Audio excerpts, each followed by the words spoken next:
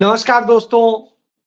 क्या अपने घर की छत पर पूजा करना, नमाज पढ़ना या अल्लाह, ईश्वर, किसी की भी इबादत करना गुनाह है क्या?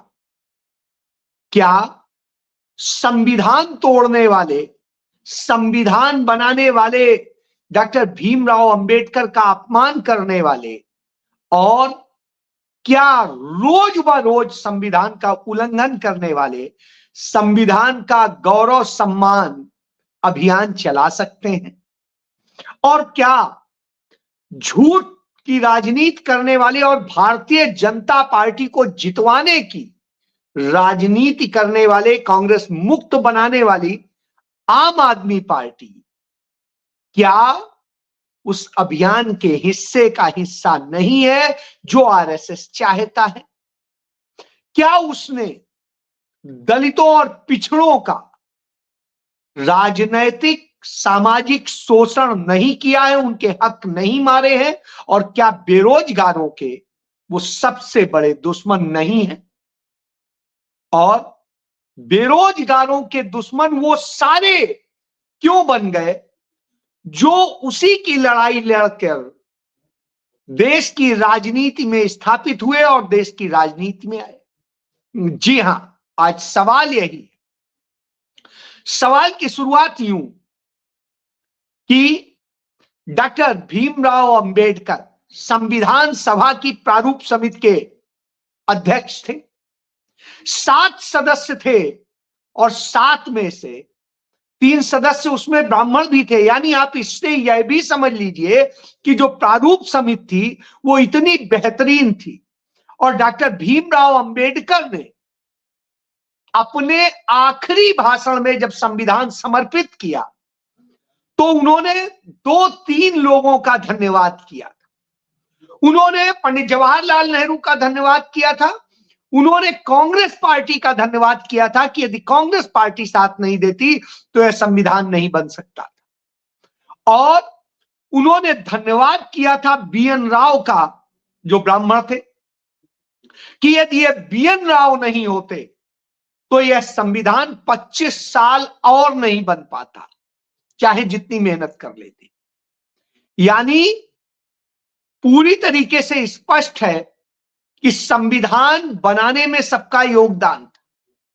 यानी बाबा साहब भीमराव अंबेडकर ने जो संविधान बनाया वह संविधान सिर्फ किसी एक जात या किसी एक धर्म या किसी एक संप्रदाय का नहीं था, वो सबके लिए उन्होंने बनाया और सबके विचार शामिल थे, सब कोई का योगदान शामिल था और सभी ने उन विचारों से सहमति व्यक्त की थी जो पंडित जवाहरलाल नेहरू ने 14 दिसंबर 1946 को संविधान सभा की पहली मीटिंग की शुरुआत में प्रस्तावना के रूप में प्रस्तुत किया था। तो संविधान ने सबको हक दिया, किसी एक को नहीं। लेकिन उसका विरोध किन्होंने किया था? उसका विरोध हिंदू महासभा कर रही थी, उसका विरोध आरएसएस कर रही थी और उसका विरोध कट्टरपंथी कर रहे थे।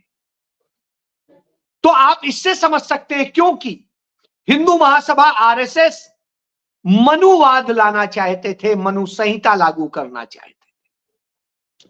कट्टरपंथी अपने कट्टर विचारों को उसमें शामिल करना चाहते थे और इसी तरीके से तमाम सारे लोग। तो अब वही कट्टरपंथी और वही मनु संहिता वाले लोग अब संविधान गौरव अभियान चला रहे हैं और उसी अभियान के तहत उत्तर प्रदेश का मुख्यमंत्री अजय सिंह बिष्ट उर्फ आदित्यनाथ, जो गोरखपुर के गोरखनाथ संप्रदाय का प्रमुख है और मुख्यमंत्री भी है, वो संविधान की धज्जियां उड़ाते हुए दोनों पद रखे हुए हैं। क्योंकि संविधान की जब आप शपथ लेके मुख्यमंत्री का पद ग्रहण करते हैं तो किसी भी जाति संप्रदाय, किसी भी उन सब से द्वेष और उन सब से ऊपर उठ के आप कसम खाते हैं और जब यह कसम खाते हैं, इसके बावजूद आप वही करते हैं। उनके जो शास्त्रीय दृष्टिकोण से पिता लोग हैं, क्योंकि उनके यहां उनके गुरु ही पिता होते हैं, तो जो उनके तमाम गुरु जो पिता थे, चाहे आदित्य नाथ के अवैधनाथ हो, चाहे जो है दिग्विजय नाथ हो या कोई हो, ये सभी हिंदू महासभा में थे। और जब हिंदू महासभा से थे, तो ये वही हिंदू महासभा है जो सावरकर चलाता था, जिसका निर्माण डॉक्टर या कहें पंडित मदन मोहन मालवीय ने किया था। लेकिन अंत में जब उसमें कट्टरता इतनी भर गई, तो मदन मोहन मालवीय उसे छोड़ के चले गए और सावरकर ने उस पर कब्जा कर लिया। और वो सावरकर के चेले बन के ये लोग खड़े थे, जो इनके गुरु हैं वो वहां खड़े थे। अब वही जो संविधान की प्रतियां जला रहा था, जो संविधान को गाली दे रहा था, जो डॉक्टर अंबेडकर को गाली दे रहे थे, वही अब संविधान गौरव सम्मेलन करते हैं। और जिस राज्य में कर रहे होते हैं, उसी राज्य में बरेली में अपनी छत पर 4-6 मुसलमान मित्रों के साथ में कोई जुमे की नमाज पढ़ता है, तो साहब उस पर मुकदमे दर्ज कर देते हैं, उसके घर को बुलडोज करते हैं। क्यों? अपने घर पर, अपनी छत पर नमाज पढ़ना कोई गुनाह है क्या? यदि आप अपने घर पर, घर की छत पर हवन करते हैं, पूजन करते हैं, कुछ करते हैं, तो क्या आपको रोका जाना चाहिए? नहीं। लेकिन उनके साथ ये होता है, अपने घर की छत पर वो टीन डाल करके नमाज पढ़ते हैं, तो साहब उस पे परेशानी हो जाती है। क्यों हो जाती है? यह अपने आप में बताता है कि कितने नफरत से भरे हुए लोग हैं, क्योंकि संविधान तो हर व्यक्ति को उसकी अपनी जो सोच है, जो अपनी मान्यता है, उसके मुताबिक उसे धार्मिक स्वतंत्रता प्रदान करता है। और जब यह प्रदान करता है, तो आप ऐसा कैसे कर सकते हैं? तो अब आप समझ लीजिए, यह हाल चल रहा है। मेरा कातिल ही मेरा मुंसिफ है। मुझे आज भी याद है, मेरे एक मित्र हैं दया सिंह, उन्होंने एक किताब लिखी है, मैं आपको दिखाना चाहूंगा। ये आईना, भारत के संविधान के 75 वर्ष पूरे होने पे उन्होंने उस पर लिखा है, सिख और मुस्लिम्स को लेकर के ही स्पेशली उन्होंने लिखा है कि आजादी के पूर्व उनसे बड़े वायदे हुए थे। हालांकि तब मुस्लिम लीग भी पाकिस्तान नहीं बना था और उस समय हिंदुस्तान अकेले ही था। तो चूंकि पाकिस्तान नहीं बना था, इसलिए कई वायदे पूरे नहीं हो सके। और जब दोनों में बंटवारा हो गया, तो निश्चित रूप से कुछ वायदे पूरे नहीं हो सकते थे। तो उन्होंने उसी में लिखा है, और इस किताब में उन्होंने बड़ा स्पष्ट बताया है, उन चीजों को बताया है कि पंजाब से सिख समुदाय के 2 सदस्य थे, और 2 सदस्यों का उन्होंने जिक्र किया है, ये फोटो लगी हुई है। और ये 2 सदस्य जो थे, जो संविधान सभा के सदस्य थे सिख, इन्होंने कॉन्स्टिट्यूशन में इसी आधार पर उसको रिजेक्ट करने की बात कही थी, क्योंकि उनका मानना था कि सिखों को जो वायदे तब किए गए थे उस ढंग से नहीं मिला। लेकिन पंडित नेहरू ने कहा, कोई बात नहीं, कुछ चीजें हमें सर्व समाज को ध्यान में रख करके सेक्रीफाइस करनी होती।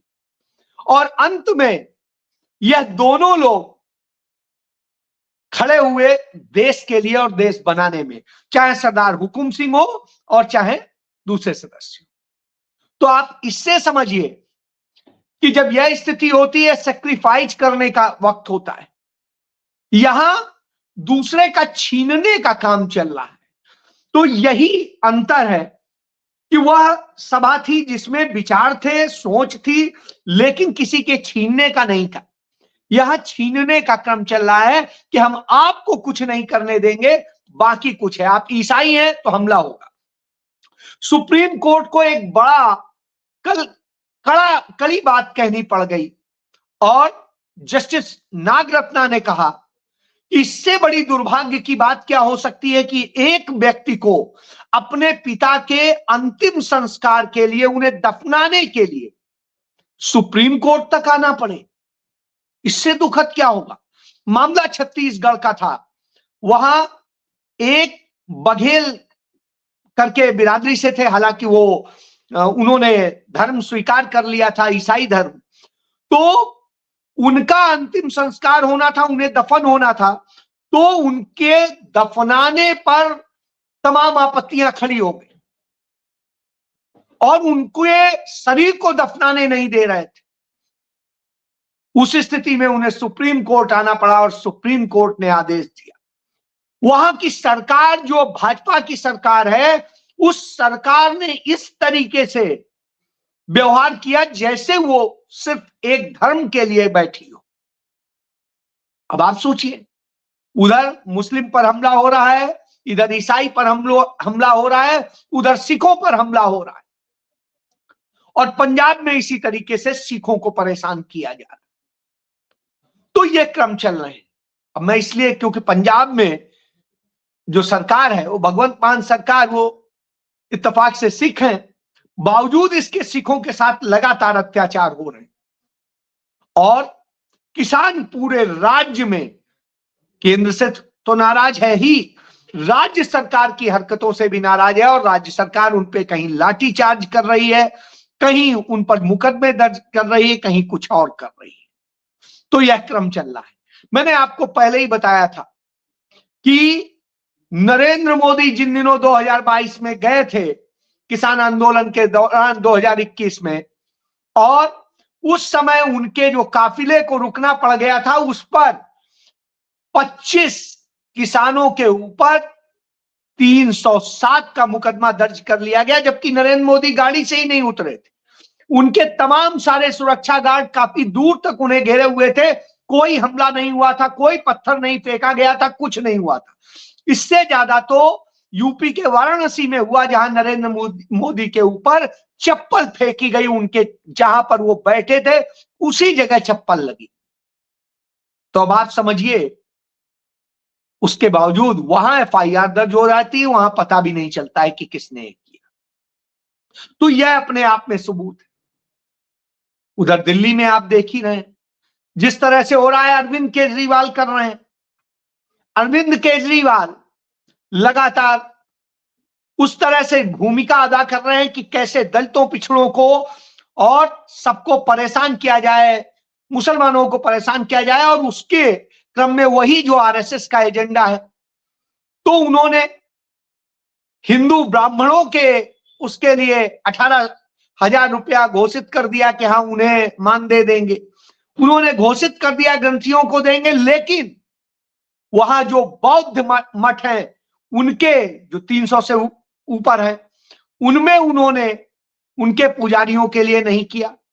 उन्होंने दलितों के जो वाल्मीकि मंदिर है या रविदासी मंदिर है या कबीर पंथी मंदिर है, उनके पुजारियों के लिए कुछ नहीं किया, और इसके अलावा भी नहीं किया। उन्होंने यहां तक कि जब तीर्थ यात्राटन कराने के लिए जो ले जाने की व्यवस्था करी, उसमें कहीं पर भी दलितों के तीर्थों पर ले जाने के लिए कोई व्यवस्था नहीं की, जबकि उन्हीं के नाम पर उन्हीं दोनों से वोट में आए थे। और जिस तरीके से दिल्ली में मदरसे बंद कराए गए, जिस तरीके से और तमाम घटनाएं हुई, निजामुद्दीन में जिस तरीके से घटनाएं हुई, और आपको वो सारी चीजें याद होंगी। कोरोना फैलाने तक का आरोप लगा दिया था उन्होंने उन पर, मुसलमानों पर, और यह काम सबसे पहले अरविंद केजरीवाल ने ही किया था। फिर दिल्ली दंगे में मारे गए 36 मुसलमान, उस पर चुप्पी साधे रहे, आज तक चुप्पी साधे, और उसके बाद वोट उनके चाहिए। तो इस बात को लेके जब उदित राज, जो कभी झूठ नहीं बोलते, वो जाकर के प्रोटेस्ट करते हैं, तो साहब उनके ऊपर लाठी चलने लगती है, उन्हें गिरफ्तार करा दिया जाता है। बहरहाल कोई बात नहीं, आपका अधिकार है। तब यह लड़ाई राहुल गांधी लड़ते हैं। राहुल गांधी अभी हाल ही के दिनों में पटना गए थे, वहां पर वो बीपीएससी के परीक्षार्थियों से मिले थे, और जब बीपीएससी के परीक्षार्थियों से मिले थे तो उन्होंने बताया था कि कैसे प्रश्न पत्र के बंडल पहले ही लोगों के हाथ में आ गए थे, और बहुत सारी चीजें उन्होंने खुलासा किया, राहुल गांधी को एक एक बात बताई। आप राहुल गांधी के यूट्यूब चैनल पर जाकर के उसे देख सकते हैं और जानेंगे कितनी बड़ी धांधली हुई, क्यों हुई। क्योंकि यह वही गुजरात मॉडल है। क्योंकि आज तक जितने पेपर लीक होने के मॉडल आपको आ रहे हैं वो गुजरात कनेक्शन आ रहे हैं। तो इसमें भी वही है। बीपीएल, आपने नीट में भी वही कनेक्शन देखा था, आपने उसके पहले यूपी में जो पेपर लीक हुए उनमें गुजरात कनेक्शन देखा था, और अब आप इसको देखिए। इसमें जो वहां पर चेयरमैन है बीपीएससी के, परमार रवि मनु, वो 1992 बैच के आईएएस हैं और गुजरात के, और उनको चेयरमैन बनाया गया जब से, तभी से बीपीएससी की परीक्षा में इस तरीके से धांधली होने लगी। तो यह धांधली सामने आती, तो इस धांधली पर लड़ने की बात आती तो कहीं आम आदमी पार्टी नहीं नजर आती। यूपी में धांधली होती है, कहीं आम आदमी पार्टी नजर नहीं आती। गुजरात में पेपर लीक होते हैं, धांधली होती नहीं नजर आती है। राजस्थान में पेपर लीक होते हैं, वो नहीं आती है। और जब मध्य प्रदेश में या छत्तीसगढ़ में पेपर लीक होते हैं तो भी नहीं आती है। हरियाणा में बगल में पेपर लीक होते हैं तो भी वो नहीं आती है। और युवाओं के सहारे उन्हें किस तरीके से करप्शन से लड़ने की बात कह के ये आए थे, और आज उसी का समर्थन करते नजर आते हैं। और जहां कांग्रेस को हराना होता है वहां पहुंच जाते हैं, वही गुजरात मॉडल। हरियाणा पहुंच गए, गुजरात पहुंच गए, गोवा पहुंच गए, और जगह पहुंच गए, वो सब ने देखा है। तो जब यह उनका चरित्र दिखता है तो उसी में ही आता है कि आखिर ये किस तरीके से किया जा रहा है और क्या किया जा रहा है। तो इस मॉडल को इसीलिए समझना जरूरी है कि यह पूरा मॉडल यूं पेश किया गया है, मोदी ने बनाया है। क्योंकि आरएसएस का एजेंडा जिस तरह से रहा है कांग्रेस मुक्त भारत का, क्योंकि उन्हें पता है वो सबसे लड़ लेंगे, एक एक करके सबको निपटा देंगे, और निपटाते आए। इतिहास गवाह है, आप ऊपर से देख लीजिए। यदि जम्मू कश्मीर में देखिएगा, कभी वो एनसी के साथ रहे, नेशनल कॉन्फ्रेंस यानी फारूक अब्दुल्ला के साथ, और कभी वो पीडीपी के साथ रहे। दोनों को ऐसा निपटाया कि कुछ कहना नहीं। अब कांग्रेस साथ आई तो एनसी सरकार में आ पाई। उसके बाद में पंजाब में वो साथ रहे अकालियों के, अकालियों को निपटा दिया। वो हिमाचल में, हिमाचल की लोकल पार्टी हुआ करती थी, उसके साथ में हिमाचल विकास पार्टी, उसके साथ रहे, उसे निपटा दिया, खत्म हो गई। हरियाणा आए तो हरियाणा पहले हरियाणा विकास पार्टी के साथ यानी बंसीलाल के साथ रहे, उसे निपटा दिया। उसके पहले देवीलाल के साथ रहे, देवीलाल की इनेलो को निपटाया। फिर उन्हीं की टूट के जेजेपी बनी, उसको निपटा दिया। बाकी देखिए, यूपी में बसपा के साथ रहे, बसपा को निपटा दिया। उत्तराखंड में, उत्तराखंड जो है संघर्ष मोर्चा और विकास मंच रहा, उसको निपटा दिया।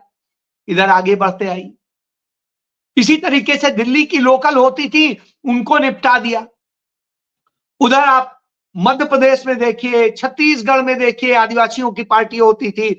इसी तरीके से राजस्थान में आदिवासियों और सबकी दलितों की पार्टी होती थी, उसको निपटा दिया। गुजरात में सबको निपटाते चले आ रहे हैं। महाराष्ट्र में आप देख ही रहे हैं किस तरीके से शिवसेना को भी निपटाया, एनसीपी को भी निपटाया, और सबको किया।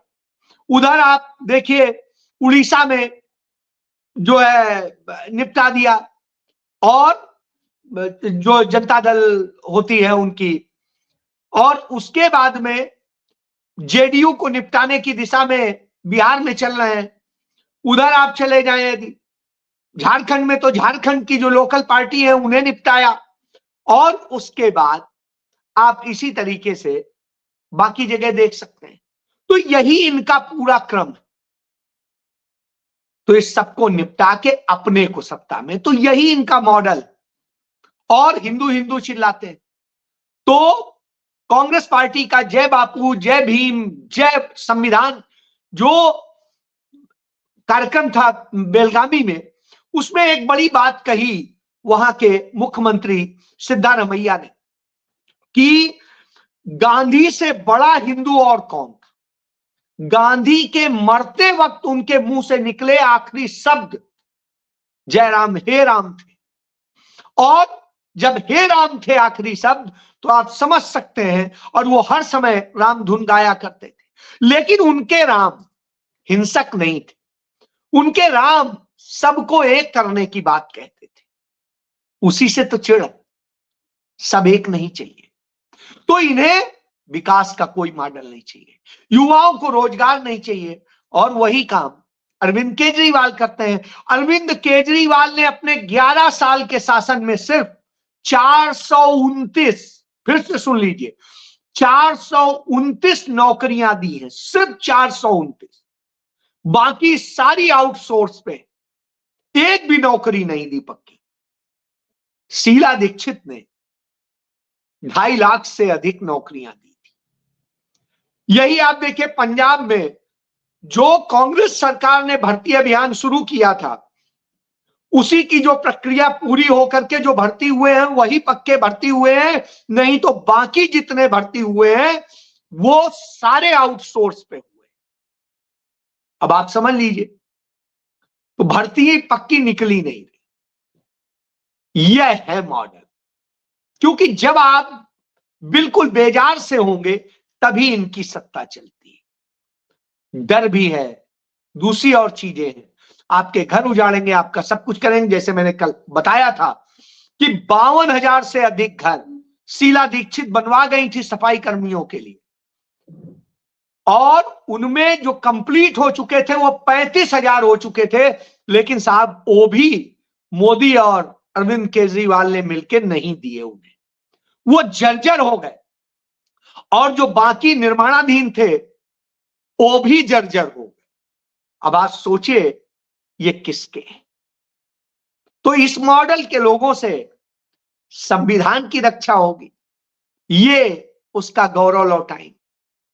गौरव लौटेगा जब संविधान पे आप चलेंगे। जो बात बाबा साहब भीमराव अंबेडकर ने कही थी कि जब तक सामाजिक आर्थिक बराबरी नहीं होगी, शक्ति का वास्तविक बंटवारा नहीं होगा, तब तक संविधान कागज का एक टुकड़ा मात्र है।